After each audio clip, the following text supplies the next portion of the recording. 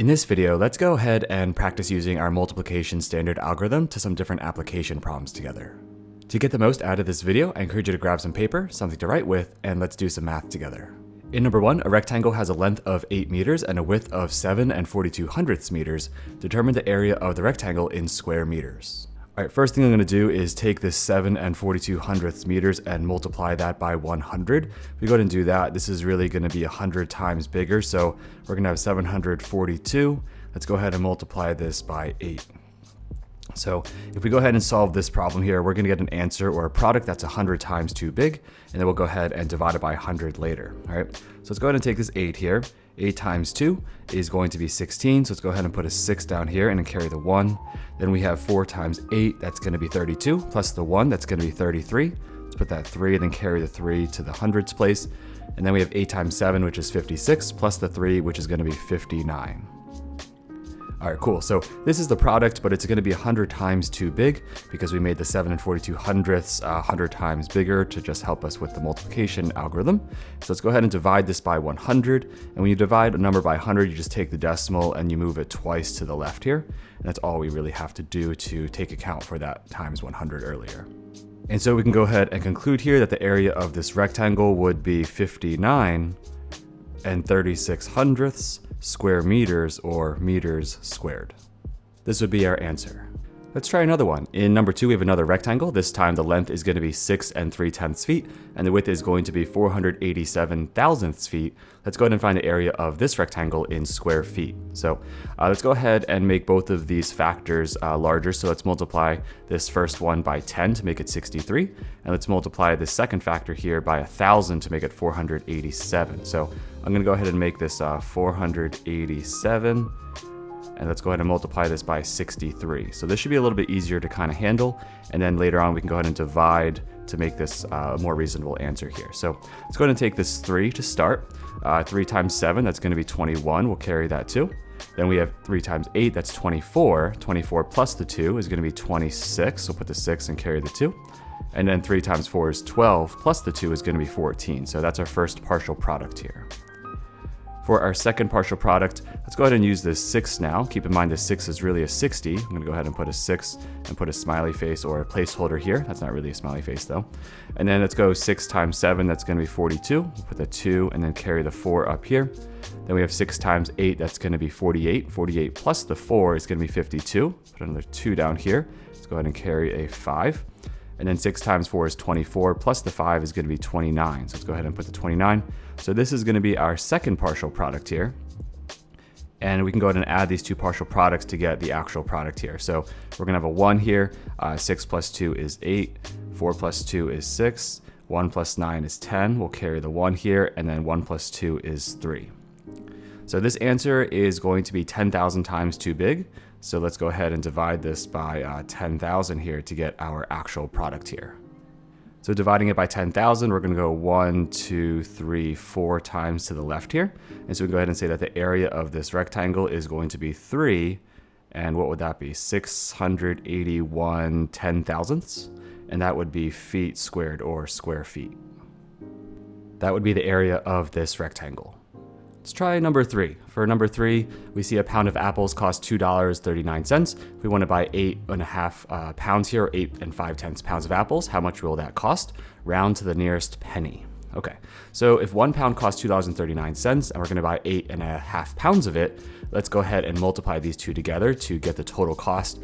If we get a decimal that has more than 2 place values, we're going to have to do some rounding to the nearest penny. So let's go ahead and take this money here and turn it into a whole number. Let's multiply this factor by 100. Let's go ahead and take this 8 5/10 and turn that into a whole number as well, multiply that by 10. So let's go ahead and take this 239. Let's multiply this by 85, and then we'll deal with the decimals in a little bit there. All right, so let's start with the 5. 5 times 9 is going to be 45. We'll put the 5, carry the 4. 5 times 3 is 15. 15 plus the 4 is going to be 19. We'll put the 9, carry the 1. 5 by 2 is 10, plus the 1 is going to be 11. So that's one of our partial products. Now over to the 8, which is really 80. Let's go ahead and put a placeholder here. I'll put a different type of face here. A little happier, a little strange looking face. And then 8 times 9 is going to be 72. So we'll put the 2 and we'll carry that 7. And then 8 times 3 is 24, plus the 7 is going to be 31. We'll carry the 3. And then 8 by 2 is 16, plus the 3 is going to be 19. So this will be our second partial product here. If we go ahead and add these two partial products, we'll get the actual product here. So we're going to have 5 here. 9 and 2 make 11, carry the 1. 1, 1, 1 makes 3. 1 and 9 make 10, carry the 1. And then 1 and 1 make 2 here. So earlier we made one number 100 times bigger and we made one of the numbers 10 times bigger. So this product here is 1,000 times too big. If we go ahead and divide this by 1,000, we would put that decimal right after that 0. So we're going to see here that this would be what, 20.315. That's what this would be. And we're talking about money here. So we're gonna have to round to the nearest penny. The pennies place is right here.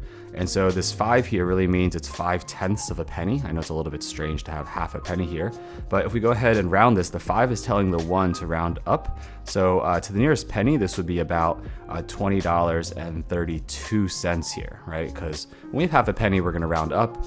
If that 5 was a 0, 1, 2, 3, or 4, we would round down and it would be $20.31. So in terms of the cost, we can say it will cost $20.32. This is for the 8.5 or 8.5 pounds of apples. Here's number 4. This one's kind of similar, but this time we're gonna be buying some candy instead. So a pound of candy is $3.73, and we're gonna buy 7.2 or 7 2/10 pounds of candy for a party. How much will that cost? So very similar problem here. Let's go ahead and take the money and make it into a whole number by timesing it by 100. And then let's take the 7 2/10 and make that 10 times bigger here. So let's go ahead and take this 373 that we have over here and multiply this by 72. And then we'll go ahead and deal with the decimals after, all right? So hopefully this is getting a little bit more familiar and a little bit more comfortable. Let's start with the 2. 2 times 3 is going to be 6. 2 by 7 is 14. We'll carry the 1. 2 by 3 is 6 plus 1. That's going to be 7. Moving on to the 7 here. This is really a 70, so we need a placeholder. Go ahead and put a little sad face here, whatever you're feeling. 7 by 3 is 21. Carry the 2. 7 by 7 is going to be 49 plus 2 is 51. Carry the 5. And then 7 by 3 is 21 plus the 5 is going to be 26. So this is our second partial product. If we go ahead and add these two partial products together, we're going to get our actual product here. So we're going to have 6, 5, 8, 6, 2. And then we multiplied earlier by 110, or 100, and then also by 10, not 110. And so we're going to go ahead and divide this by 1,000. So let's go ahead and adjust that, move it 3 times to the left here. And I think we're going to get a product that makes more sense. This is going to be 26 and 856 thousandths. Looks like here, again, we have to round, this is money. So again, pennies, this is 85 cents, but this is really closer to 86 cents because a 6 is going to tell the 5 to round up. So let's go ahead and round this to 26.86. So we can conclude that this will cost, for all this candy, $26.86. All right, cool. Let's try a couple more here. So in this next problem, there's a few different parts to it, but it's really one question, but we just have to go ahead and think about the different type of steps we need to follow.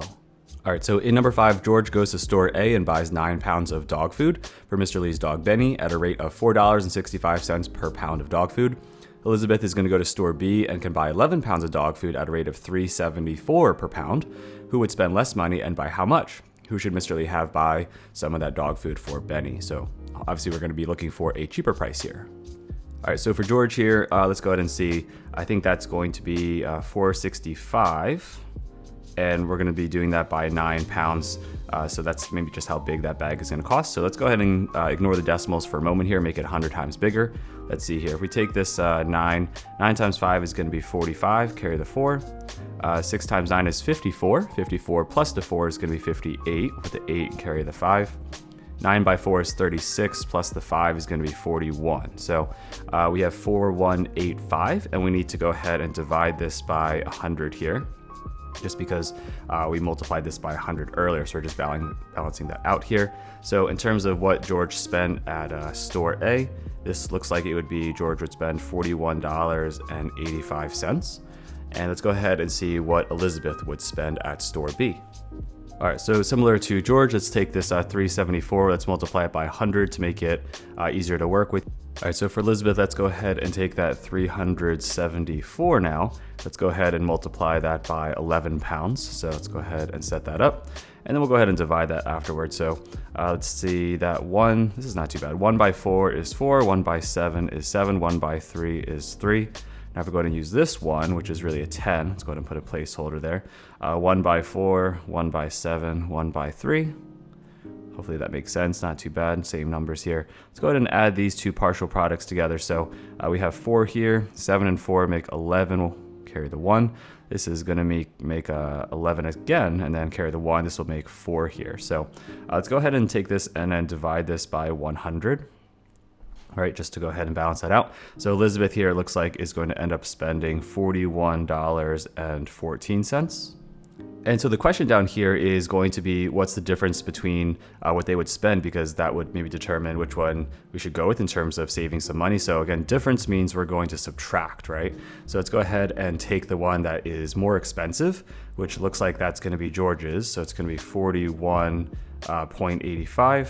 Again, when we're subtracting, we generally will write the decimals here. So we just have to line them up. We have to be careful about that. And then go ahead and add or subtract with these decimals if we're lining them up. If we go ahead and do that, it's not a huge difference here. So 5 minus 4 is 1, 8 minus 1 is 7. Bring that decimal straight down.